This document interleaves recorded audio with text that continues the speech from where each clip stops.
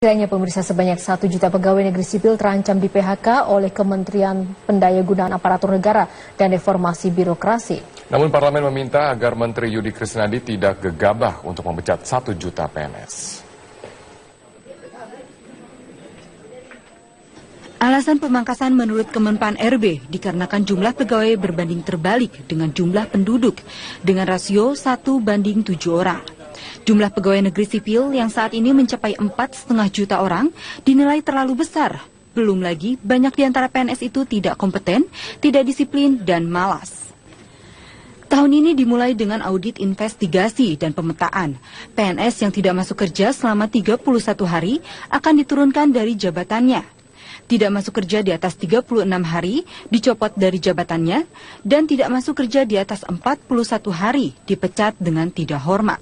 Tidak perlu galau, tidak perlu risau, resah dan gelisah, fokus saja, tunjukkan kualifikasi dan kinerja Anda, tunjukkan kompetensi teman-teman, insya Allah tidak masuk dalam kuadran 4 dan tentu tidak akan dirasionalisasi, kecuali bagi PNS yang sudah diingatkan tetap kualifikasi kompetensinya rendah, kinerjanya pun rendah, tidak disiplin, tidak produktif, ya apa boleh buat. Rakyat hari ini ke depan harus mendapatkan aparatur sipil negara yang qualified, kompeten, dan berkinerja tinggi serta berintegritas. Rencana Kemenpan RB itu menuai respon dari parlemen. Menteri Yudi Krisnandi diminta tidak gegabah memecat 1 juta PNS karena pemecatan 1 juta PNS itu dinilai menambah jumlah pengangguran dan kemiskinan. Kalau jumlahnya 1 juta, saya kira ini bukan jumlah yang sedikit. Ya, ini bisa menambah pengangguran, kemudian bisa menambah angka kemiskinan, dan itu akan menimbulkan masalah sendiri. Marilah kita menyelesaikan masalah di negara ini tanpa harus menimbulkan masalah baru. Pada saat rekrutmen kita tidak boleh over daripada yang dibutuhkan, harus sesuai dengan yang dibutuhkan. Namun kalau sudah ada juga tidak bisa semena-mena bahwa ini harus dibuang, tidak bisa seperti itu. Masuk itu ada prosesnya, karena PNS itu mungkin barangkali 1 orang, tapi di situ kan ikutannya banyak. Misalnya keluarganya, ada anaknya, ada barangkali orang tuanya, ada yang lain. Sementara itu, bagi PNS yang tidak memenuhi kualifikasi yang ditetapkan Kemenpan RB, akan dipensiunkan dini. Perampingan PNS itu diharapkan menghemat biaya alokasi APBN sebesar 700 triliun rupiah. Tim Liputan Metro TV. Sementara itu, wacana untuk merupakan 1 juta pegawai negeri sipil ditanggapi beragam oleh sejumlah pegawai negeri sipil. Ya, ada yang merasa khawatir dan gelisah karena berpotensi kehilangan pekerjaan, namun sebagian lainnya tidak khawatir dengan kebijakan ini karena berkinerja baik. Kalau kita bekerja secara profesional, saya kira itu menurut saya sih bagus juga ya untuk meningkatkan kualitas PNS dalam hal bekerja dan lebih produktif. Dan saya kira ini tidak begitu saja. Kebijakan yang diberlakukan tentu punya kajian-kajian yang lebih mendetail dan mendalam.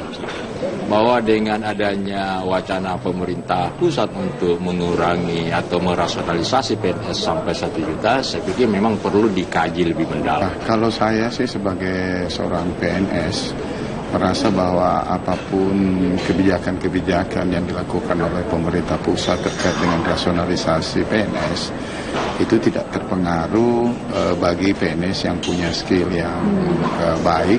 Kami sebagai pegawai negeri sipil, sepanjang itu dalam rangka meningkatkan kesejahteraan dan profesionalisme pegawai, saya pikir kita PNS ini siap mendukung apapun kebijakan pemerintah itu.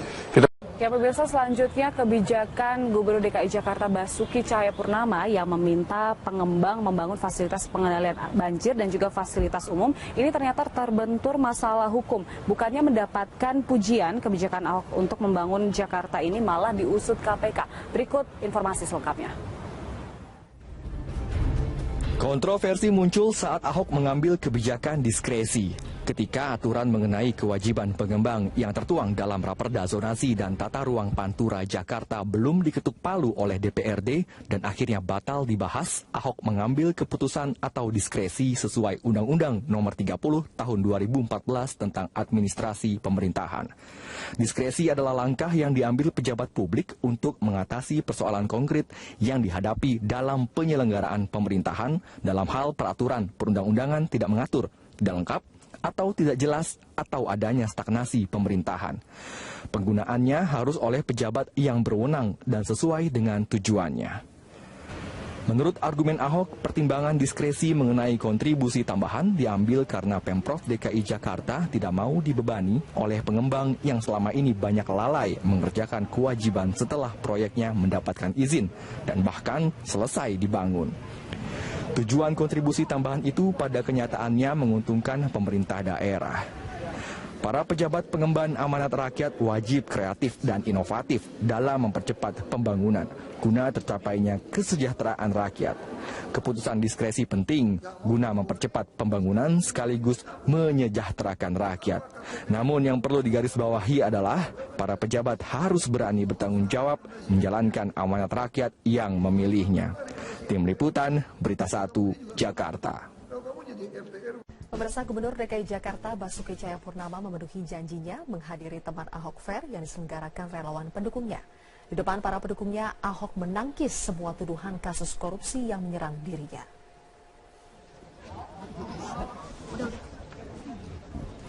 Kedatangan Ahok di arena teman Ahok Fair malam ini di kawasan Pancoran, Jakarta Selatan disambut antusias pendukungnya. Ahok mengatakan ia hadir karena tidak mau kepercayaan yang diberikan relawan teman Ahok hilang. Ahok sangat mengapresiasi dukungan yang diberikan relawan teman Ahok maupun warga yang sudah datang dengan membayar tiket masuk. Ahok bahkan berorasi di depan pendukungnya selama 30 menit. Dalam orasinya, Ahok mengaku menerima keluhan calon wakil gubernurnya Heru Budi Hartono yang kerap menerima ancaman akibat pencalonannya. Ahok juga memanfaatkan momentum bertemu pendukungnya dengan membantah semua tuduhan kasus korupsi kepadanya seperti kasus Rumah Sakit Sumber Waras dan reklamasi Teluk Jakarta. Ahok menyebut pencalonannya tidak mudah karena pasti menerima banyak ancaman. Kan dari awal saya sudah bilang, kalau kita putuskan independen, pasti kita akan dihajar, difitnah, bisa dikriminalkan. Tapi yang penting rakyat tetap percaya.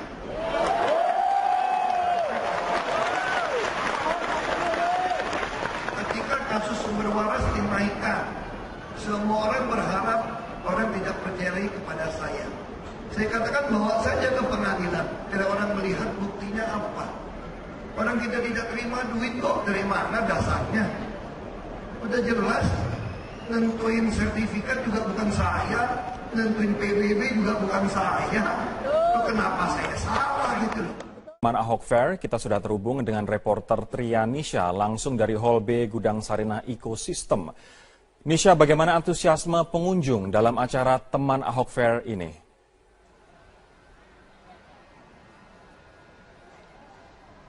Ya, Rory, semakin sore acara Teman Ahok Fair yang digelar di kawasan Pancoran ini semakin ramai. Tadi di pintu-pintu tiket atau di tiket box sudah mulai sepi pada sore hari ini karena para penonton atau warga Jakarta yang datang ke Teman Ahok Fair ini sudah mulai masuk ke dalam venue dan mereka ini menyaksikan acara, menyaksikan band-band dan juga penyanyi-penyanyi Indonesia yang datang untuk meramaikan Teman Ahok Fair pada sore hari ini. Dan langsung saja kita tanyakan kepada Mas Singgi. Ini salah satu pendiri Teman Ahok sekaligus inisiator acara Teman Ahok Fair. Selamat sore Mas Singgi. Sore. Mas Singgi, ini pada hari ini ada acara Teman Ahok, sebenarnya tujuannya apa sih Teman Ahok Fair ya? Yang paling penting itu penggalangan dana dan penggalangan dukungan. Kalau penggalangan dana kita butuh dana yang nggak sedikit. Jadi Teman Ahok itu ketika sudah mengumpulkan 1 juta KTP bukan cuma selesai sampai situ. Ada proses administrasi yang diminta oleh KPU.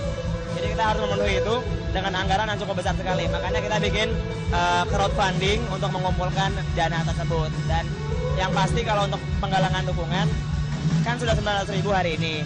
Kita kepengennya lebih cepat 1 juta KTP, bahkan lebih dari itu. Karena ini kan temanya sejuta KTP, sejuta harapan, dan sekarang sudah berapa? Sudah 900.000 KTP per hari ini. 900.000 KTP per hari ini dan berarti sudah semakin mendekati 1 juta begitu? Ya, kita berharap dalam waktu seminggu atau 2 minggu ke depan kita sudah memenuhi 1 juta KTP. Nah ini kan ada penggalangan dana. Penggalangan dananya itu dari mana sih? Ya, kita yang pertama mereka datang itu, masyarakat itu harus beli tiket. Tiket itu harga 35.000.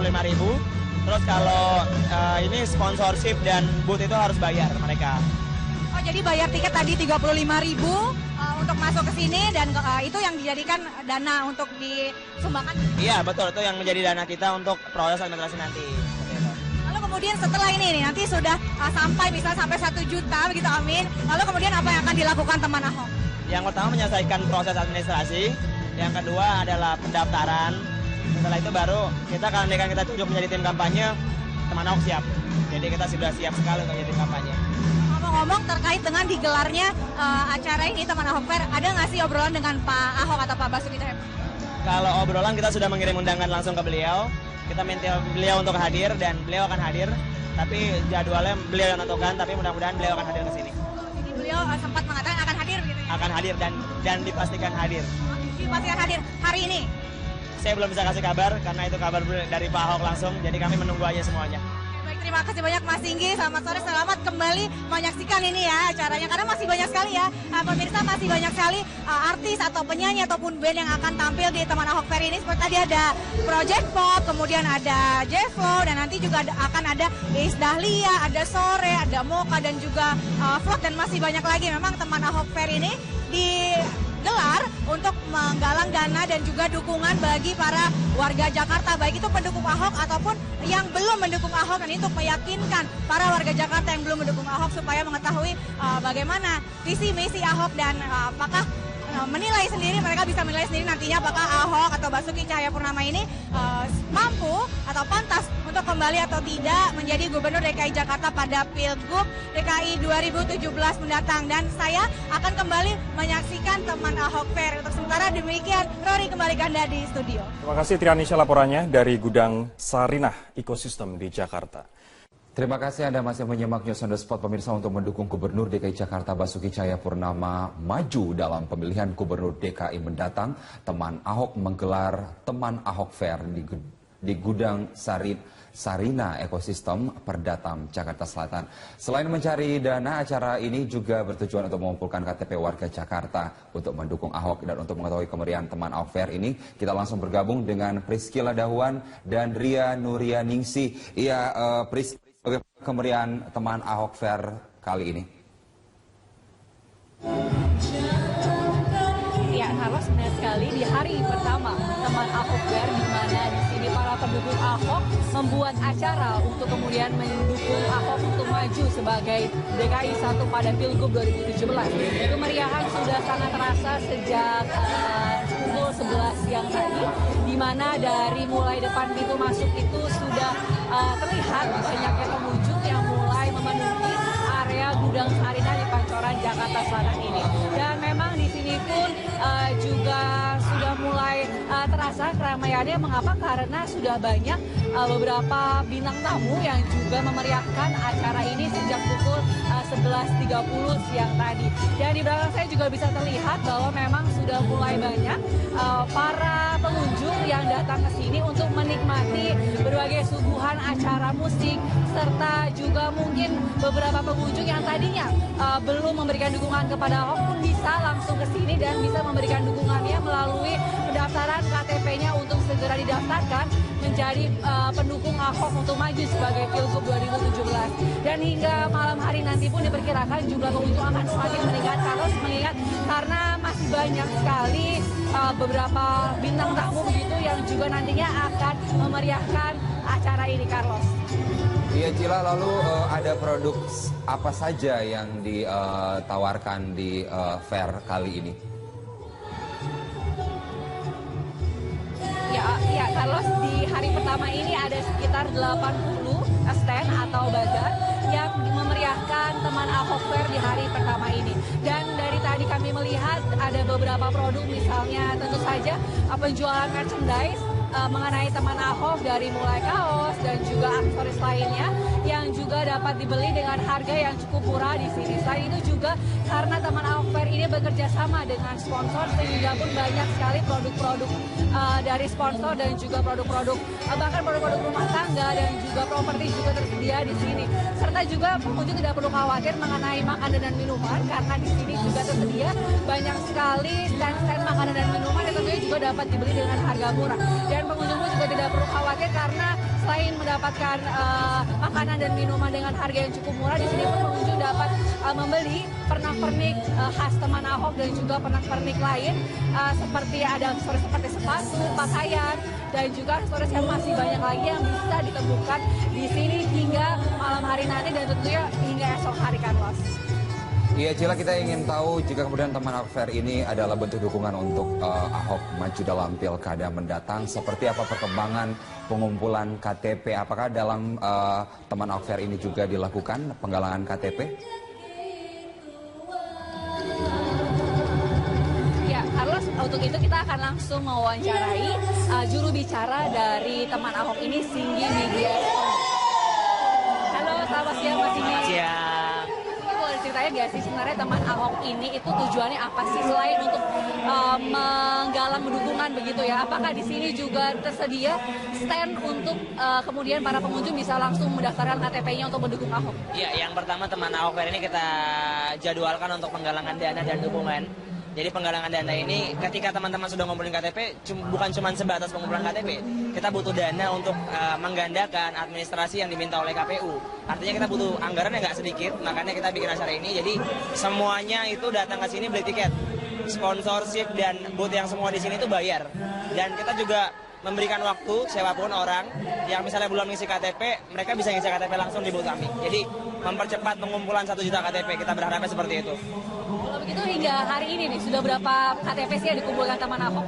Sampai hari ini tuh sudah di angka 900.000, jadi butuh 100.000 KTP lagi untuk capai angka psikologis kita 1 juta KTP. Jadi kita berharap 2 minggu ke depan sudah harus dapat 1 juta KTP. Lalu untuk 2 hari penyelenggaraan teman Ahok Fair ini, Mas Singgi, kira-kira apa sih yang diharapkan ataukah mungkin target pengunjung yang bisa langsung mendaftar KTP-nya untuk mendukung Ahok berapa sih? Dengan modal yang kita cetak awal itu 600 juta buat bikin acara ini, kita berharap dapat 2 kali lipatnya. Jadi kita berharap dapat 1,4 miliar dari acara ini untuk menggandakan formulir. Nanti kalau sisanya untuk kas, dan kita juga berharap ini acara sebagai acara silaturahmi buat semua teman-teman. Ini acara terbesar buat teman Ahok sih. Jadi kita pengen bikin bagaimana acara politik itu gak cuma mereka datang terus dibayar, malah sekarang kita ubah polanya jadi mereka datang ke sini mereka beli tiket kayak gitu. Cara yang cukup unik ya untuk menggalang dukungan kepada Ahok. Lalu bentuk komunikasi dengan Ahok sampai sejauh ini bagaimana? Apakah Ahok mendukung banget acara ini atau? Iya, kemarin kita juga sudah mengajukan undangan ke beliau. Beliau bilang beliau akan hadir. Beliau juga balas Twitter kita, beliau balas mention kita di Instagram, semuanya dibalas. Beliau akan hadir, tapi kita rahasiakan jadwalnya kapan Bapak akan hadir. Jadi mudah-mudahan teman-teman bisa ngisi ini dengan sebaiknya dan ramai, itu yang pasti. Intinya teman Ahok juga optimistis ya supaya acara ini bisa menggalang dukungan lebih banyak lagi untuk Ahok sehingga bisa maju ke DKI. Pastinya kita berharap dari acara ini dana terkumpul dan KTP lebih cepat dan Ahok akan maju lewat jalur independen. Kita berharap seperti itu. Terima kasih banyak Mas Singgi untuk waktunya. Ya Carlos, memang acara ini selain untuk menggalang dukungan kepada Ahok untuk mengumpulkan 1 juta KTP untuk Ahok maju sebagai DKI 1 dari jalur independen, memang acara ini bisa menjadi salah satu pilihan alternatif Anda untuk hiburan begitu, karena hingga malam nanti ada acara ibu kota seperti Project Pop, Vice and the Couples Company, juga ada band sore yang akan memeriahkan serangkaian acara dari teman Ahok Fair ini. Demikian Carlos. Baik, terima kasih Priscila Dahuan dan Ria yang melaporkan langsung dari teman Ahok Fair. Selamat sore pemirsa, Anda menyaksikan Headline News pukul 15 waktu Indonesia Barat. Bakal calon gubernur DKI Jakarta Sandiaga Salahuddin Uno mengaku optimistis dan yakin akan dicalonkan Partai Gerindra sebagai calon gubernur DKI Jakarta pada ajang Pilgub DKI Jakarta 2017 mendatang. Sandiaga yakin dirinya bisa mencarikan solusi terhadap permasalahan warga yang ada di ibu kota. Sandiaga mengatakan meskipun dirinya nanti tidak dicalonkan, ia tetap akan mendukung siapapun yang diusung Partai Gerindra. Sandiaga mengaku akan tetap di Gerindra dan mengaku ikhlas jika tidak jadi dicalonkan. Rencananya Ketua Umum Partai Gerindra Prabowo Subianto akan mengumumkan pencalonan Gubernur DKI Jakarta pada Juli mendatang.